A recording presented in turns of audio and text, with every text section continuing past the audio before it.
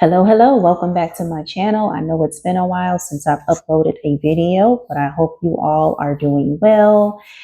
I finally decided to upload a full hair video because I want you all to watch me style while I discuss my book with you all. So if you did not know, last year I published a book called Finding Peace in the Storm. This is a Christian inspirational book.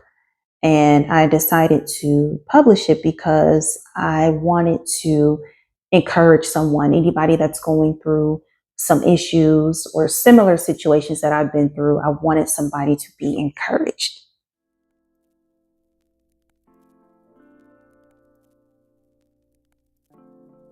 So, what exactly is my book about? Well, my book is about how God healed me and delivered me from some issues. So, some of the things that I was dealing with are depression, loneliness, isolation.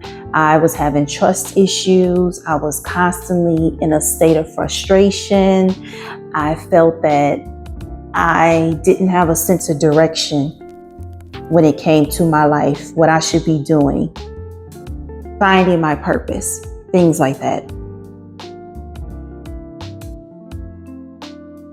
So what inspired me to write this book? Well, I've always liked to write, for starters.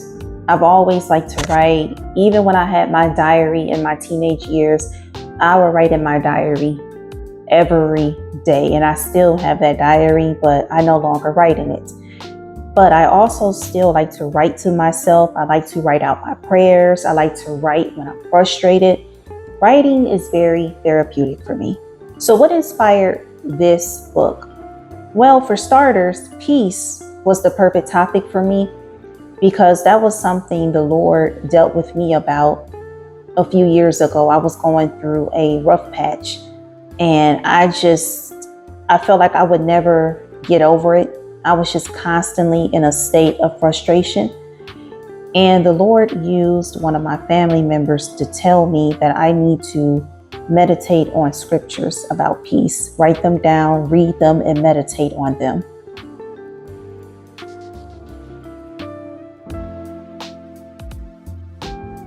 So when I first started writing this book, it was never my intention to actually publish it for everyone. It was just a personal project for me. I didn't necessarily want to share it. So I stepped away from writing in it, and it took me 4 years to get this project done. What made me really get it out was, well, the Lord wanted me to.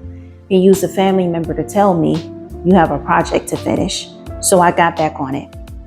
And it took me a while because of life. I'm working and, distractions come along and you tend to procrastinate. So let me tell you how I was able to get this book done. The Lord allowed me to get fired from my last job. Yeah, I know that doesn't sound good, but honestly, it was good for me because I felt that it was my time to go because I was constantly frustrated at this place and I was ready to get out. And God was so merciful enough to warn me and let me know that it was going to happen. He showed me the manager who was going to fire me, and sure enough, it happened. So during the whole 6 months that I was unemployed, I used that time to finish this book.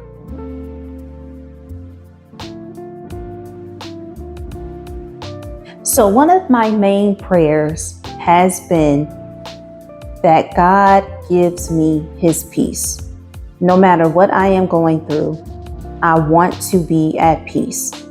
I don't want to ask for money or a man or temporary things to make me feel good for a moment. I wanted something that was going to last and keep my mind just at ease. And I always tell the Lord that I need my peace of mind. I don't care about being rich. I don't care about going viral. I don't care about any of those things. I feel that peace is way more important than any of that stuff. So, one thing that I talked about in my book was my mind. I talked about changing my mindset, seeing things from a different perspective. For instance, I could have easily flew off the handle when I was terminated, but I didn't. I felt a sense of relief. Now, I'll admit, I was a little worried at first. I said, okay, what am I going to do now? How am I going to pay my bills? How am I going to do this? How am I going to do that? And I can honestly say that the whole 6 months that I was unemployed, God looked out for me. I was able to pay my rent. I didn't go a day without food. I didn't have to move back home. My car is paid off, so I didn't have to worry about that. I was able to still pay my car insurance. Like when I say God really looked out for me, God really looked out for me.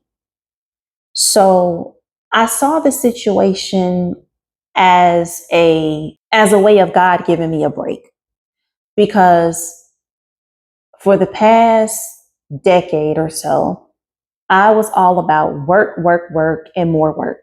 Work, work, work, and more work. And then when I was at school in college, I tried working 2 jobs at one time. I don't know what I was thinking, because school alone can be a bit too much. So my mindset has really changed ever since I allowed God to come in and give me his peace, because I don't see things negatively right away. Sometimes you have to try to see the good or the positivity, and see the pros more than the cons in a situation. So, in my book, I also discussed some lessons that God was teaching me when I was going through my rough period. So, here's one lesson that I learned. I'm going to read it directly out of the book. Lesson number 2. I learned that I need to find peace within and through Christ. My peace should not depend on how much company I keep. I found myself trying to connect with people just to have company around and to take my mind off things. But I've been getting rejected, and sometimes things just don't work out with certain people. I learned that I should choose my friends wisely. I cannot let anyone distract and rob me of what God has for me. Sometimes rejection is a form of protection. In my time of depression, I decided to take a mini vacation out of the state to attend a jazz festival.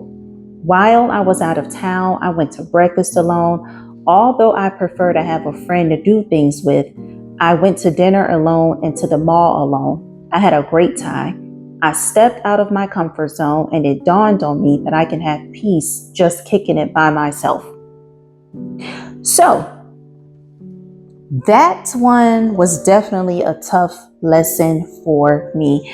I don't know what it was with me feeling like I always needed a kick it partner. But that was just the type of person that I was. I just felt like I always needed a friend to do things with. And I used that as a way to take my mind off whatever it was that I was dealing with. Instead of finding peace through Christ, instead of seeking and praying, I would try to find things to do, try to find people to hang with. And it'll feel good for a while, like, oh, you're out and about, you're having fun. But when you come home at night, you lay down, and in the middle of the night, your mind starts going, you start to feel low again.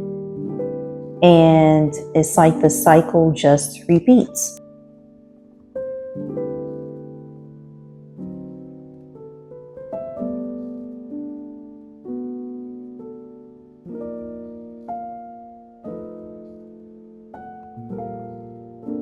So one chapter in my book, I talked about being content, being satisfied with what you have. That was another tough lesson for me. I had to learn how to be grateful. I had to learn how to be thankful. I may not have the big house yet, but I'm grateful that I'm in an apartment where I can pay rent, where I can take a shower, where I can cook, where I can sleep. I'm grateful to have a roof over my head. I know that I'm not working in my ideal career, but I'm grateful to have a job. I really had to check myself on that because if I don't catch myself, I tend to complain or nag about things that really aren't that serious, you know? So contentment was another lesson that I had to learn, to be grateful, to be thankful for everything, literally everything. Find a reason to thank God, whether it's thanking God for your health, thanking Him for your bills being paid, thanking Him for a miracle that took place for a family member or for a friend. I had to learn how to tell God thank you, even when I felt that I didn't want to say thank you. I had to learn to say thank you anyhow.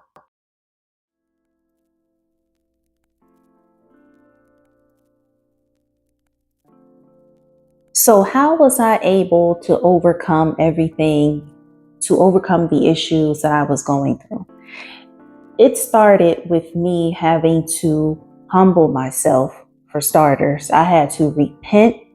I had to ask the Lord to forgive me for my bad attitude or for having the wrong attitude. I had to humbly come before God and say, hey, I need some help mentally, spiritually, because I'm exhausted and I'm frustrated. So I had to learn how to get back into reading my word again. I had to learn how to get back into praying again, not just praying for 2 or 3 minutes. I mean, having like long prayer sessions, like 30 minutes to an hour, putting on my worship music and really talking to the Lord and just really just praying. And one thing that I started praying for is my covering. I had to ask the Lord to start covering my spirit everywhere I go because, well, we know that there are some bad negative spirits out here, and I don't want that jumping on me. Sometimes, if you're not careful, if you don't catch it, and if you allow it, people's attitudes can affect your spirit. Sometimes it can affect your attitude. Some people can really bring out the worst in you. So that's why I had to learn to start praying for my spirit, for covering, that God would cover me, cover my mind, cover me all around, and protect my peace at all costs.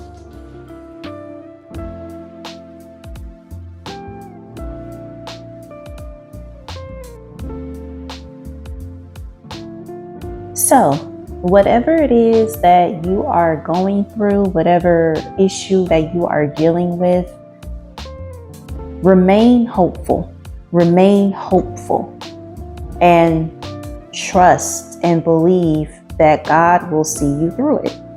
I think that's the main thing. That was one thing that I was struggling with. I would lose hope at times. I would feel like I'm about to just give up. But you have to remain steadfast and you have to really just hang in there and keep going, keep pushing forward. And it's okay to talk to someone about whatever it is that you're dealing with. I think it's very necessary. And that was something that I had to learn. I didn't like talking to people about my issues. Now, if I did talk to someone, it would be my aunt. I always talk to her about things.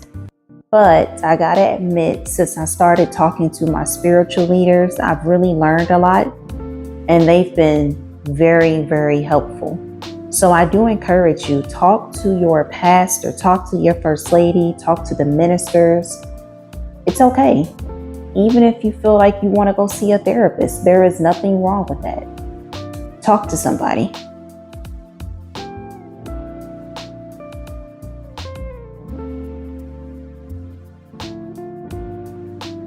So my book is available on Amazon. There's a paperback version and the e-version is available as well. Finding Peace in the Storm by Brittany N. Roberts. I'll make sure to have the link somewhere in the comment section. And for those of you who have already purchased and read it, Thank you, and I pray that it is a blessing to you. And I'm always open for questions. If you need any help, if you need any advice, or if you just want my perspective on a situation, feel free to reach out, because I definitely want to be a help to someone. I really do.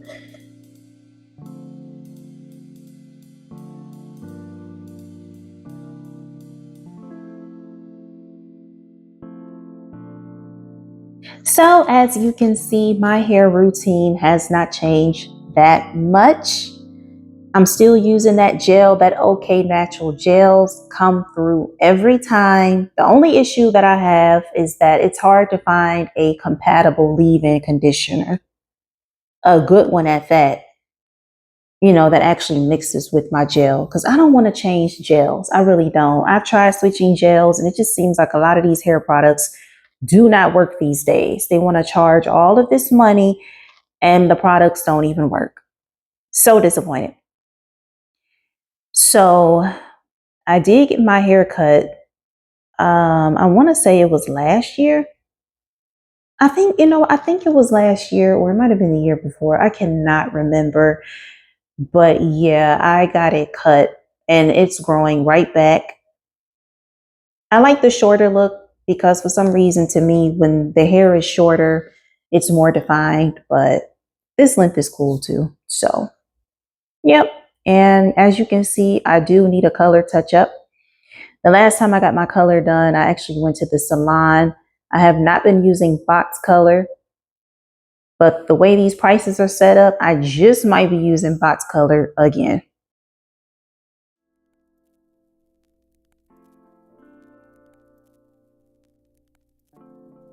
Also, do you all prefer short reels, or do you all prefer long hair videos like this one?